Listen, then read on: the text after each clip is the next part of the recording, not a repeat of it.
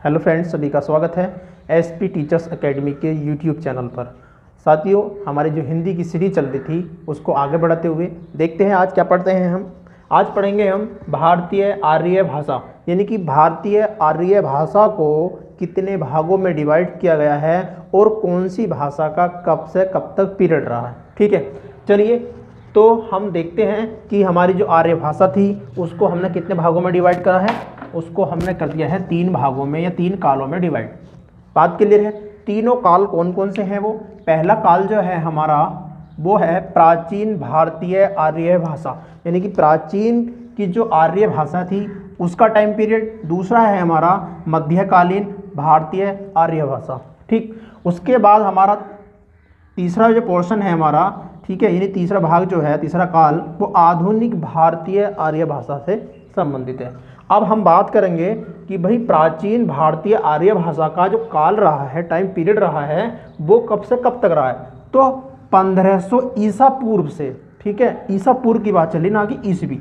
तो 1500 ईसा पूर्व से लेकर 500 ईसा पूर्व तक का जो काल रहा है वो प्राचीन भारतीय आर्य भाषा के अंतर्गत आता है। ठीक, उसके बाद बात करेंगे तो इसमें कौन कौन सी भाषा थी भाई। इसमें जो थी हमारी वैदिक संस्कृति थी और लौकिक संस्कृति थी। क्लियर है बात? अब बात आती है मध्यकालीन भारतीय आर्य भाषा की। ठीक है, ये शॉर्ट में लिख दिया है मैंने। तो इसका जो टाइम पीरियड रहा है वो 500 ईसा पूर्व से लेकर 1000 ईसवी तक, यानी ईसा पूर्व 500 ईसा पूर्व से लेकर जो 1000 ईसवी है वहाँ तक इसका टाइम पीरियड रहा है। और इसकी जो भाषा रही है वो पाली भाषा, प्राकृत भाषा और अपभ्रंश भाषा, ये 3 भाषा इसके अंदर रही है। ठीक, उसके बाद आता हमारा आधुनिक भारतीय आर्य भाषा।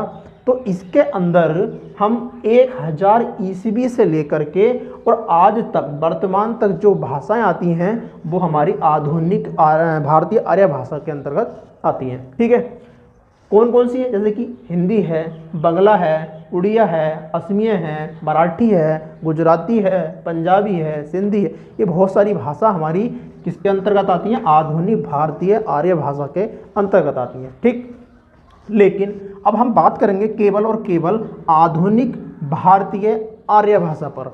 ठीक है, तो आधुनिक आर्य भाषा को भी हमने 3 भागों में डिवाइड किया है।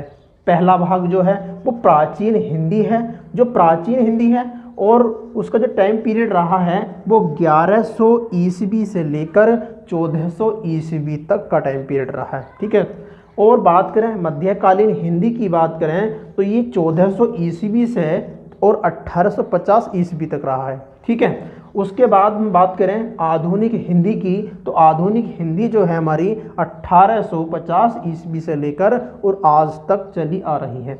ठीक, तो ये हमारे आज के टॉपिक के अंदर था। ठीक है, अब हम ये सारी चीज़ें नहीं पढ़ने वाले और हम आज बात करेंगे किसकी? वर्णमाला की। ठीक है, तो वीडियो लंबा हो जाता है, थोड़ा टाइम कम मिल रहा है मुझे। ठीक है, तो अब हम जो है कल करते हैं वर्णमाला शुरू।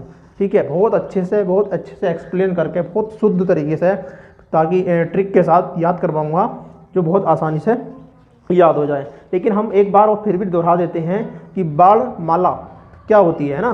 वर्ण का मतलब होता है कि जो सबसे छोटी इकाई होती है भाषा की, ठीक है, वो क्या होती है? हमारी वर्ण होती है। इसको हम ध्वनि भी बोल सकते हैं। ठीक है, लेकिन वर्ण का मतलब क्या होता है? एक वर्ण का मतलब हम यहाँ समझिए मोती।